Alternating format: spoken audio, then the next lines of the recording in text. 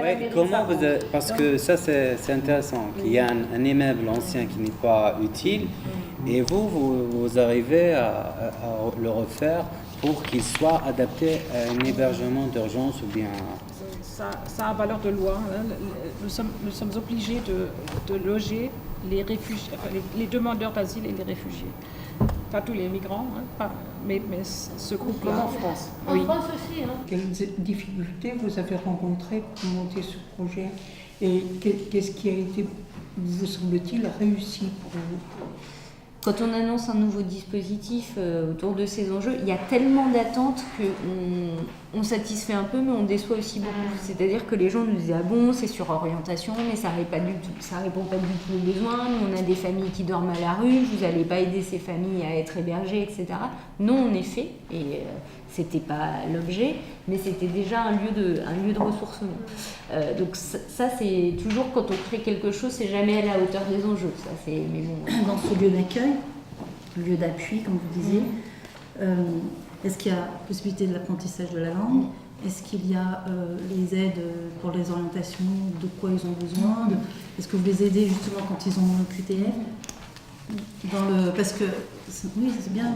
Il y a quelque chose que je n'avais pas bien compris, c'est quel était le lien entre l'employabilité et l'entrepreneuriat et comment vous conceviez cette employabilité et dans quelle structure elle se produit. Alors juste en termes de freins, alors on a dit quoi sur les freins et obstacles pour... C'est l'autorisation de travail, ils n'ont pas de la langue, la formation, enfin, les formations linguistiques, quoi. La langue, la barrière de la langue. La formation dans le secteur choisi, si j'ai bien compris. La plateforme, elle est pas mal quand même. Sur la plateforme d'interprétariat. C'est le cours de langue. Oui. Parce que les linguistes, quand ils arrivent, donc, ils n'ont personne. Là, il y a des structures qui existent.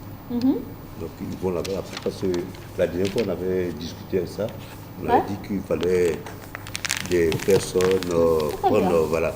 Et c'est ce qu'on retrouve à Sarrebourg, dans le voilà, centre de donc santé. là, Donc une expérience qui va dans le sens de tout, on la garde.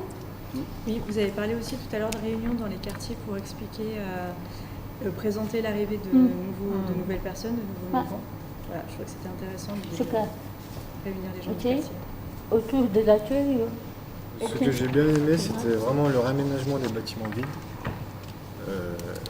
Du coup, essayer de voir si, au niveau de Villeurbanne, ce serait possible, s'il y a vraiment effectivement des bâtiments qui sont vides et qui pourraient éventuellement être réaménagés. Pas seulement dans la fonction de fournir des logements, mais comme monsieur l'a dit, peut-être à l'avenir, essayer de penser, d'envisager que plus tard, peut-être qu'ils pourront être être aménagés dans un autre